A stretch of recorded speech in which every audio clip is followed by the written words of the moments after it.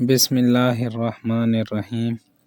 شروع اللہ کے نام سے جو بڑا مہربان نہایت رحم والا ہے۔ ناظرین، آج کا ہمارا موضوع ہے جنت کے پتے۔ لیپ ٹاپ تکیے پر رکھا ہوا تھا، وہ سامنے کوہنیوں کے بل اوندھی لیتی ہوئی تھی۔ اسکرین کی روشنی اس کے چہرے پر چمک رہی تھی۔ وہ تھوڑی تلے ہتھیلی رکھ کر دوسرے ہاتھ کی انگلی لیپ ٹاپ کے ٹچ پیڈ پر پھیر رہی تھی۔ لمبے سیدھے سیاہ بال پر پڑے تھے۔ اس کی آنکھیں بھی ویسی ہی تھیں، سیاہ بڑی بڑی آنکھیں کہ چاندنی جیسے چمک تھی، اور چہرہ ملائی کا بنا لگتا تھا، سفید صاف اور چکنا سا۔ وہ اسی مگن انداز میں سکرین پر نظریں مرکوز کے ٹچ پیڈ پر انگلی پھیر رہی تھی۔ ایک کلک کے بعد کوئی صفحہ کھلا تو اس کی متحرک انگلی رک گئی۔ سکرین پر جمی آنکھوں میں ذرا تفکر ابھرا، اور پھر بے چینی سے اس نے جلدی 2-3 بٹن دبائے۔ لوڈنگ۔ اگلے صفحے کے لوڈ ہونے کے انتظار کرتے ہوئے اس کی مضطرب انداز میں اس نے انگلی سے چہرے کے دائیں طرف سے پھسلتی لوٹیں کے پیچھے کی۔ چند سیکنڈ میں صفحہ لوڈ ہو گیا۔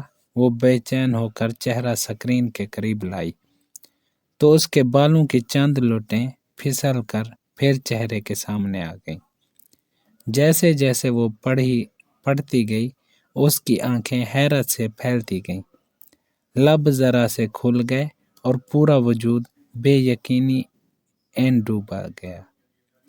ڈھیر سارے لمحے لگے تھے اس کو خود کو یقین دلانے میں جو وہ پڑھ رہی تھی بالکل سچ ہے، اور جیسے ہی اس کے ذہن نے یقین کی دھرتی کو چھوا، وہ ایک جھٹکے سے اٹھ بیٹھی۔ اس کا فون سائیڈ ٹیبل پر رکھا تھا۔ اس نے ہاتھ بڑھا کر سیل اٹھایا اور جلدی کوئی نمبر ڈائل کیا۔ رات کی مقدس خاموشی میں بٹنوں کی آواز نے ذرا تاش پیدا کیا۔ اس نے فون کان سے لگایا، دوسری طرف بیل جا رہی تھی۔ ہیلو، ذرا شاید رابطہ مل گیا تھا۔ تب ہی وہ بے حد شوخی سے چہکی، کیسی ہو؟ سو تو نہیں گئی تھی؟ دوسری طرف اس کی دوست کچھ کہہ رہی تھی۔ وہ لمحے بھرنے کو سننے کے لیے رکی اور پھر ہنس پڑی۔ ساری باتیں چھوڑو، میرے پاس جو بڑی خبر ہے وہ سنو۔ اس نے عادتاً اپنے بالوں کی لٹ کو انگلی پر لپٹتے ہوئے کہا۔ تم یقین نہیں کرو گی، میں جانتی ہوں۔ ارے نہیں یار، دلاور بھائی کی شادی کے بارے میں نہیں ہے۔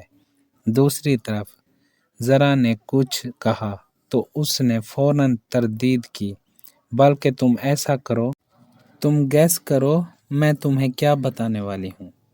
اس نے ایک ہاتھ سے لیپ ٹاپ سائیڈ پر رکھا اور تکیہ نکال کر بیڈ کروائن سے ٹیک لگا کر کہا،